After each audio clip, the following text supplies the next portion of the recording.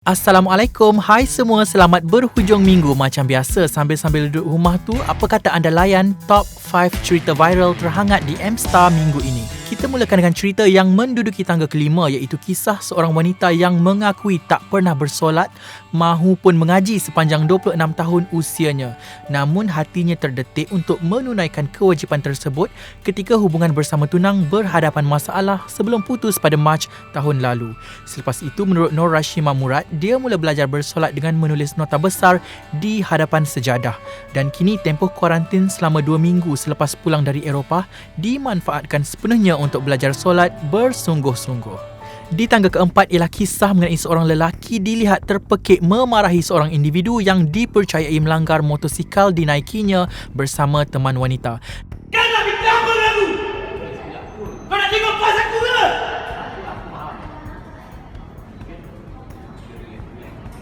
Aku pergi hospital buat kerajaan free je tak? Benda ni jadi kat sini.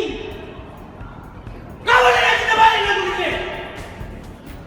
Bayar sekarang!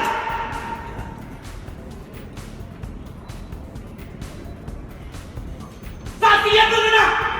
Dia langsung tidak menghiraukan orang sekeliling dalam kejadian di sebuah hospital baru-baru ini. Malah anggota polis yang cuba meleraikan keadaan juga ditengkengnya. Namun kerana ketegasan anggota tersebut, lelaki itu akhirnya mula merendahkan suara.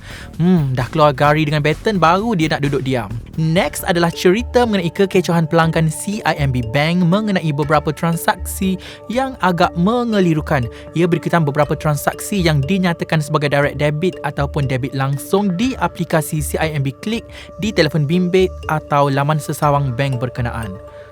Peka dengan kebimbangan ramai, CIMB Bank kemudiannya menjelaskan bahawa transaksi direct debit tersebut adalah transaksi kad debit sah yang telah dibuat pelanggan. Top 2 carta viral M-Star, kisah seorang ustazah yang mengimbas semula pengalaman ngerinya ditimpa kecelakaan jalan raya pada April 2018. Mengalami kecederaan yang agak parah, Ustazah Shadia Abbas berkata dia begitu bimbang soal aurat ketika sedang terlantar. Hanya mampu berdoa di dalam hati. Tidak lama selepas itu, seorang jururawat menghulurkan tuala kecil untuk menutup kepalanya.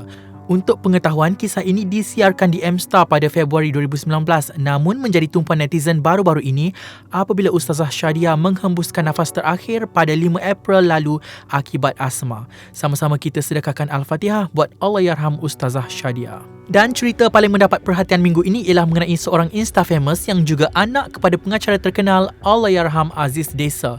Sebenarnya, pemuda bernama Mas Zaim Zidin ini sering kali mendapat kecaman daripada netizen.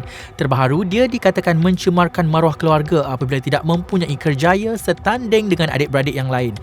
Namun menurut Zaim, dia memilih kerjaya sebagai chef adalah bagi memenuhi hasrat arwah bapanya.